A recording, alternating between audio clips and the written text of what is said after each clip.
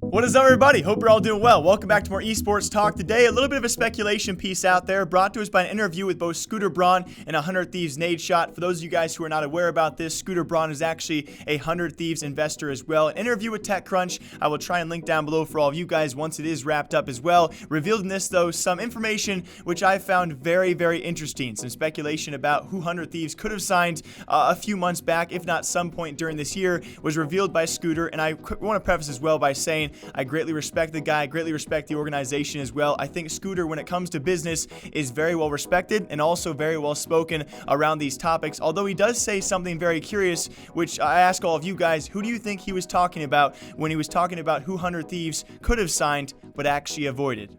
Interacting with other individuals. Yeah. Hey, can I speak to this? Yeah, Scooter, jump in. When Matt and I first met, one of the things that impressed me the most was he was recruiting, I'm not going to say which game or what player, but he was recruiting one of the best players in the world at a certain game. And around that time, that player, out of nowhere, came out that there was a little bit of controversy because the player had said some choice words. And without even batting an eye, without talking to his board, without anything, he holds himself to a very high moral standard, and he also considers 100Thieves his baby. And he stopped recruiting the player, shut down the deal. He had it. It was done. The player was going to come play for the organization. And he said, I don't want someone like that representing this brand. 100Thieves, supposedly at some point during this year, could have signed the single best, or at least one of the best players in their given esport. But because of some choice language used either in history or in recent times as well, they chose to avoid it altogether. It was signed. It was going to happen. They shut it down. Apparently, Nadeshot said no, because as a brand, when it comes to these issues, they could be a big thing. Who do you think of when you think of one of the best in their esports and had some choice words in their past, as well as maybe multiple occasions of that? I know who I'm thinking of, and I thought of actually Fortnite, one of the best players in the world, one of the most notable names in the world of gaming as well. It has to be Turner or Tfue, formerly of FaZe Clan, currently in FaZe Clan. Either way, though, when he mentioned the best in the esport, I think it was very easy to nail down that one of the two esports really that 100Thieves is involved in, it's either League of Legends or it's either Fortnite. And so I'm very curious what you guys think about this. I think right when Scooter said it, I thought about Turner and Tfue because of given times and past allegations of his choice language that could be troublesome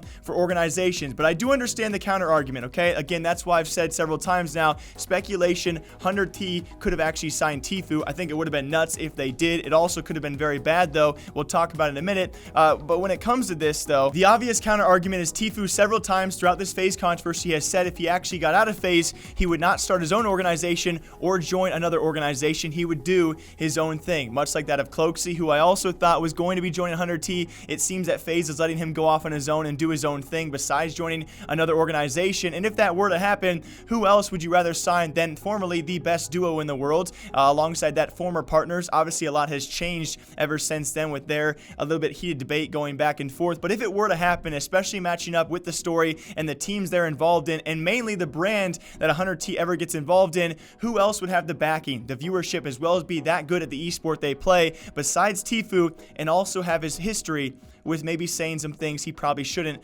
and that would actually harm the 100T brand. So my giant question to all of you guys, if it's not Tfue, obviously Cloaksy, his words couldn't hurt a fly. Great guy. I don't think he's ever said anything really that controversial, so I don't think it's him.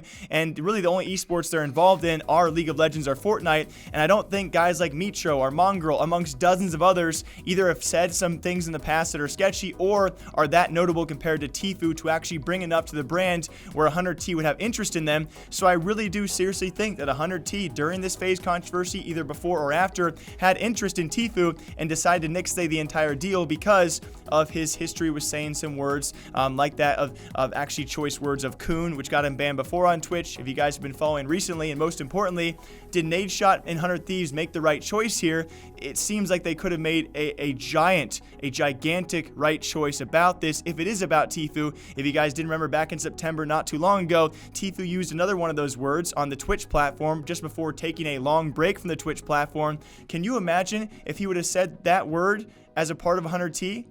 Probably would have been a big controversy, right? This probably would be in the news. And luckily, if this is the case, if Nadeshot amongst his investors, or maybe Nadeshot himself, made the decision to not get involved with Tfue because of his history, he just made one of the smartest moves any org owner could that's probably never going to be acknowledged unless we are correct about this speculation. And again, I greatly respect Tfue, right? Now he's back in streaming, hopefully going to correct a few of those ways and not let a few of those things slip. Still one of the best in the world, still one of the most, notable names out there in the entire world of gaming. So I greatly respect the things he is doing alongside Nadeshot, though. Props to him if that's the case, for making a smart choice about, looking into the history of your players and seeing if that can really harm the overall brand. Is one player worth risking an entire organization, or at least a good chunk of publicity around your organization? So now I'm just left here thinking, how cool would that have been though? 100T signs Cloakzy and Tfue during this controversy. What could have been better for the guys? They still obviously also lost Nick Merckx, but either way, you can only speculate now how successful those two would have been as a part of 100T. Until next time, guys, my name is Jake, breaking down esports and gaming news here every single day. Until next time, take care of yourselves. I'll see you back here sometime soon. Bye.